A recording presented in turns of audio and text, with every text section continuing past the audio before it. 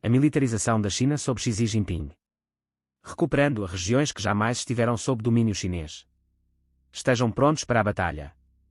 É assim que o jornal South China Morning Post de Hong Kong, que reflete cada vez mais a linha do Partido Comunista, resumiu a primeira ordem do ano de Xi Jinping ao Exército Popular de Libertação da China, PLA.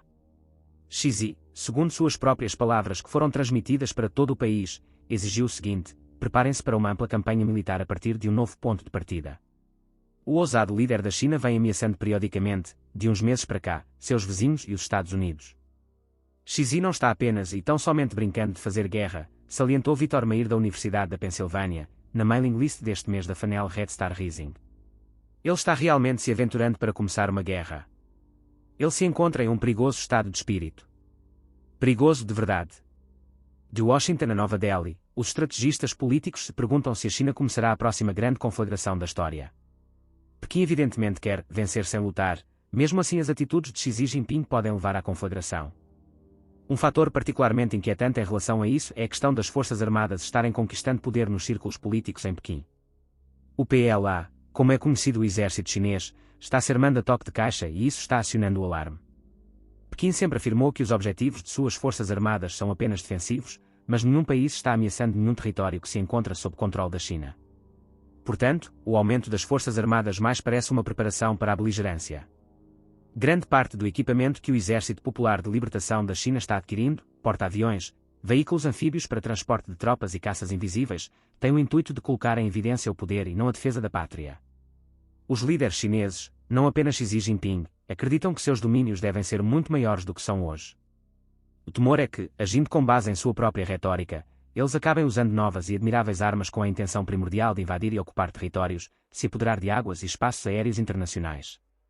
Os chineses, líderes ou não, com certeza apresentam os casos mais agudos de irredentismo do mundo consoante com a procura de recuperar regiões que de fato jamais lhes pertenceram, eles não necessariamente vislumbram a conquista militar como meio de adquirir vastos territórios perdidos. Eles acreditam que podem intimidar e coagir e, em seguida, tomar sem o uso da força. O galopante rearmamento também tem outros objetivos. Referindo-se à China, Arthur Waldron da Universidade da Pensilvânia, ressaltou ao Gladstone Institute: acredito que o objetivo da China seja aumentar sua grandiosidade com a finalidade de deixar o mundo boquiaberto, portanto a corrida aos armamentos deve ser entendida como esforço de se tornar forte o suficiente para zombar do sistema internacional sem sofrer as consequências. Apesar da retórica, os chineses sabem dos imponderáveis da guerra. Durante séculos eles não se deram bem nas guerras, sofrendo derrota atrás de derrota, invasão atrás de invasão. O histórico militar da China durante a gestão da República Popular também não impressiona ninguém. É verdade que os chineses tomaram o controle das Ilhas Paracel e parcelas das Ilhas Spratly no Mar do Sul da China em uma série de escaramuças com diversos governos vietnamitas, mas esses incidentes foram de só menos em comparação com os reveses. É possível que Mao Tse-tung tenha sofrido 600 mil baixas, entre elas seu filho Mao Aning, para chegar ao armistício entre as Coreias no início dos anos 50. Seu sucessor, Deng Xiaoping, empreendeu uma incursão em 1979 para dar uma lição ao Vietnã e sofreu uma derrota humilhante nas mãos de seu minúsculo vizinho comunista. Apesar desse histórico medíocre, a China causa grande preocupação. Xi já devia favores aos generais e almirantes, que formam o cerne de seu apoio político nos círculos do Partido Comunista, e eles ficaram ainda mais poderosos à medida que o povo chinês se tornou mais irrequieto. Conforme Willy Lam da Chinese University of Hong Kong disse ao Gladstone Institute no corrente mês, a alta liderança sofre de paranoia com respeito a agitações sociais de grandes proporções, de modo que ela deu aos militares e policiais poderes especiais para reforçar a segurança interna. Xi sabe muito bem que o exército e a polícia são os que mantêm o partido vivo. Xi tentou controlar os militares mediante duas iniciativas anticorrupção, na realidade uma série de expurgos políticos e, conforme Jun Teofel Dreyer da Universidade de Miami ressaltou ao Gladstone Institute, uma extensa organização militar. No entanto, essas iniciativas não tiveram o sucesso inteiramente desejado. É por esta razão que Xi está tentando, segundo as palavras do Waldron, ser visto como o imperador marcial. Ele conhece o poder do PLA como curador de reis, capaz de apoiar e depor líderes civis. O atual foco chinês nas Forças Armadas, sem dúvida, tem raízes políticas internas e não está relacionado às mudanças no âmbito da segurança, segundo Waldron. Xi, com o propósito de bajular, tem que passar a mão na cabeça dos oficiais de alta patente. Não é porque o processo é conduzido internamente que o torna menos perigoso.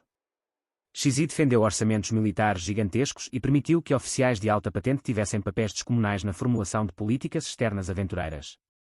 A declaração de novembro de 2013 da Zona de Identificação de Defesa Aérea do Mar da China Oriental, uma audaciosa tentativa de controlar os céus além do seu litoral, é um claro exemplo da influência militar. A tomada de Scarborough Shoal no início de 2012 e a reivindicação e militarização de parcelas do arquipélago de Spratly no Mar do Sul da China são outros exemplos desestabilizadores. A influência militar na capital chinesa significa que a hostilidade nunca sai de moda. 2 vezes em dezembro, oficiais de alta patente do PLA ameaçaram publicamente, sem que houvesse nenhuma provocação, atacar a marinha do Zhehua. Os Estados Unidos têm mais medo da morte, disse o contra-almirante Lu Yuan quando ele surtou pela segunda vez. Agora temos os mísseis Dongfeng 21D e Dongfeng 26. São destruidores de porta-aviões. Nós atacaremos e afundaremos um de seus porta-aviões. Serão 5.000 baixas. Atacaremos e afundaremos 2 porta-aviões, serão 10.000 baixas. Vamos ver se os EUA estão com medo ou não.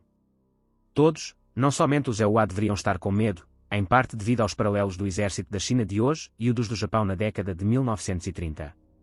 Na década de 1930, oficiais militares do Japão, conforme Dreyer assinalou ao Gladstone Institute, tomaram medidas drásticas para forçar o governo a entrar em estado de pé de guerra, chegando até a assassinar políticos japoneses contrários a tais medidas.